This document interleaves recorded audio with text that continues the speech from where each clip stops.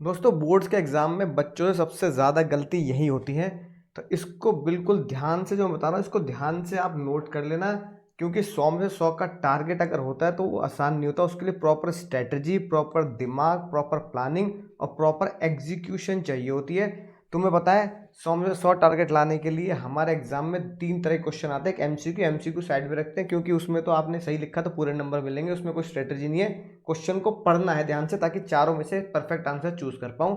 उसके बाद आपको मिलेंगे 2 तरह के क्वेश्चन, एक मिलेगा केस बेस्ड क्वेश्चन और दूसरा मिलेगा वो long answer type question. Case based question पे अगर तुम जाओगे तो तुम्हें अगर उसे सॉल्व करना है तो मेरी 3 बातों को याद रखना, मेरी 3 बातों को याद रखना।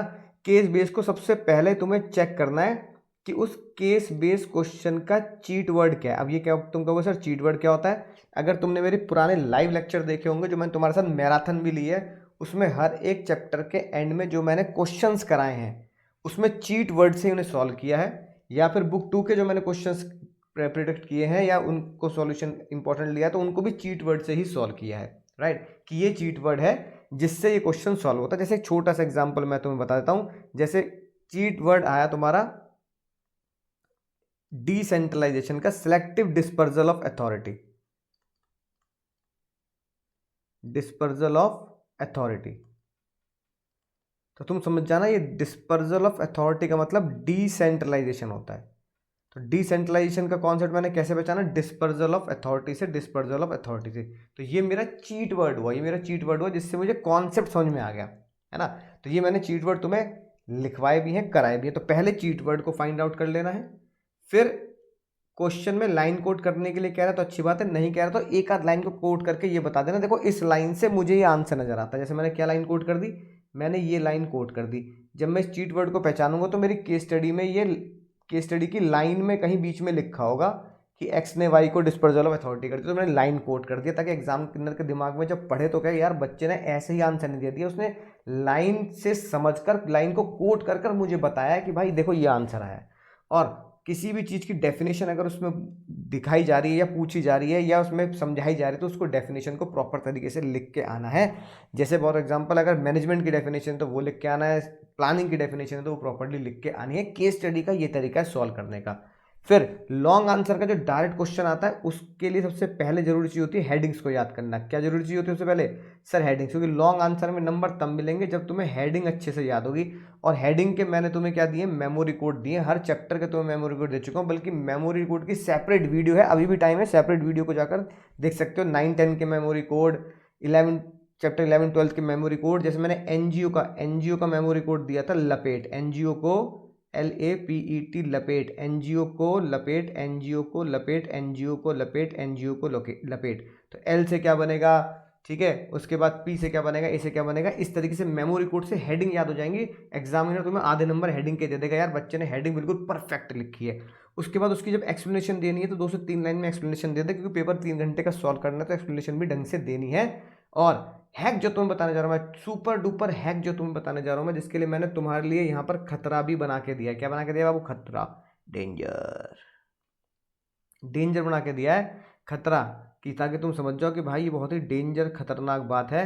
वो खतरा ये कहता है कि सर जो भी आप लिख रहे हो, चाहे आपने केस स्टडी लिखी हो, चाहे आपने लॉन्ग आंसर लिखा हो, रियल लाइफ एग्जाम्पल जरूर देना है, रियल लाइफ एग्जाम्पल जरूर देना है। कई बार मैंने जियो का एग्जाम्पल दिया, ठीक है ना, राइट। इस क्या कहते हैं आपके ऑब्जेक्टिव ऑफ मैनेजमेंट के लिए, बिजनेस के लिए जियो का एग्जाम्पल दिया। बहुत सारे रियल लाइफ एग्जाम्पल हम, है ना, अपनी क्लास में प्रैक्टिकली देखते आए हैं, है कि नहीं बात। टैरिफ वाला आ गया, ट्रम्प ने टैरिफ बना दिया तो कि रियल लाइफ एग्जाम्पल हो गया, डायमेंशंस के अंदर आ जाएगा। इस तरह के रियल लाइफ एग्जाम्पल दे के आओगे 100 में से 100 आएंगे।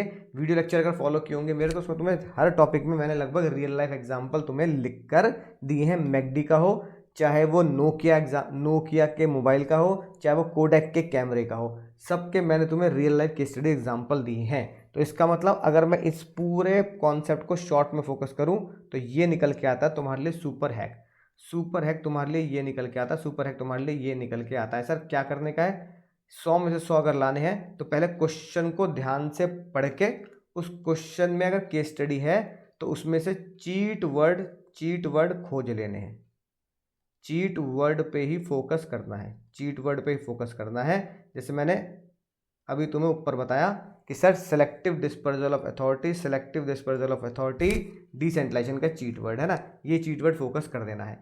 फिर चीट वर्ड फोकस करने के बाद अगर वो हेडिंग पूछ रहा है तो हेडिंग को लिखना है, दूसरा क्वेश्चन के चीट वर्ड्स, हेडिंग, फिर उसकी एक्सप्लेनेशन ढंग से देनी है, और ये एग्जाम्पल लिखना मस्ट है, एग्जाम्पल लिखना मस्ट है।